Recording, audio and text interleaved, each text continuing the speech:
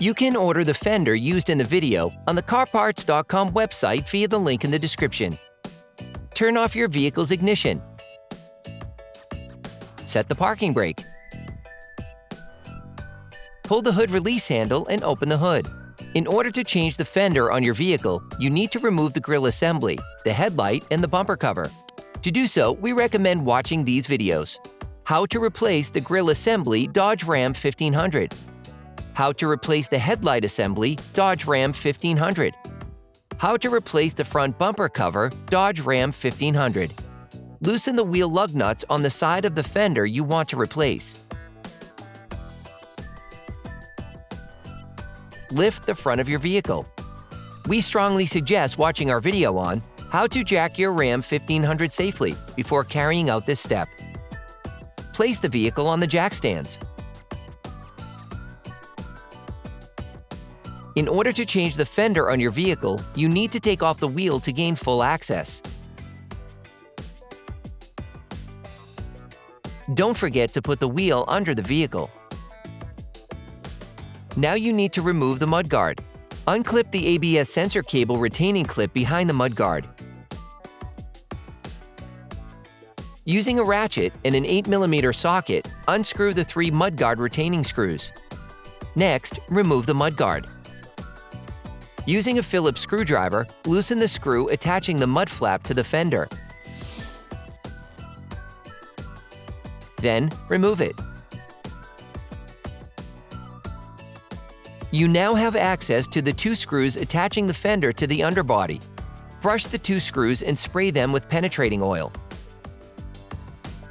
Then, unscrew them using a ratchet and a 10mm socket.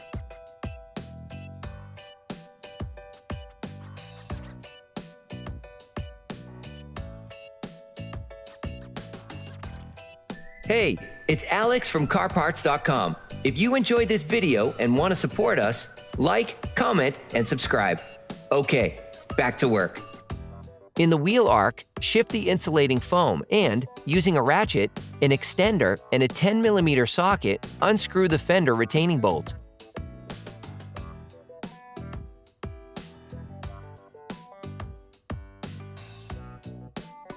Do the same on the front bracket using the same tools.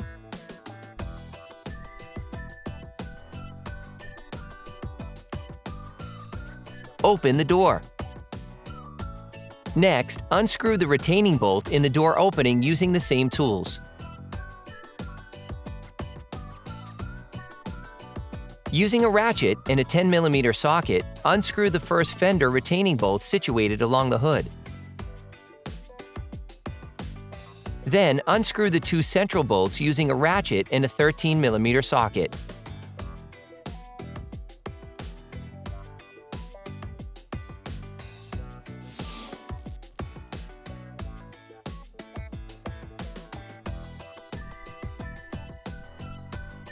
Lastly, unscrew the last bolt using the 10mm socket. Remove the plastic cover from the windshield frame to access the last fender retaining bolt. Then, unscrew it with the 10mm socket.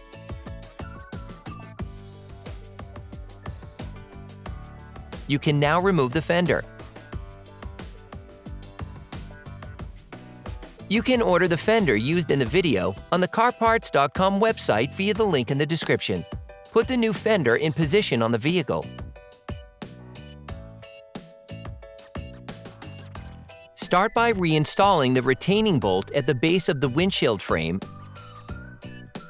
and the 2 central bolts, without tightening them too much in order to keep the necessary play to adjust the alignment of the fender with the hood. The fender must be aligned with the hood while the hood is in the closed position. Carefully close the hood. Then, align the fender, keeping an even spacing along the entire length of the hood. Once in position, open the hood. Then, finish tightening the 2 central bolts. If you want to know which tools and parts we use in this video, just check the description and you'll find everything you need. Next, screw the other 2 bolts back along the hood.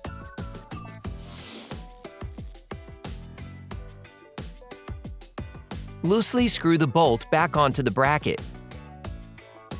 Then, the one in the door opening. Align the fender with the door and, while maintaining alignment, screw the bolt back into the wheel arc.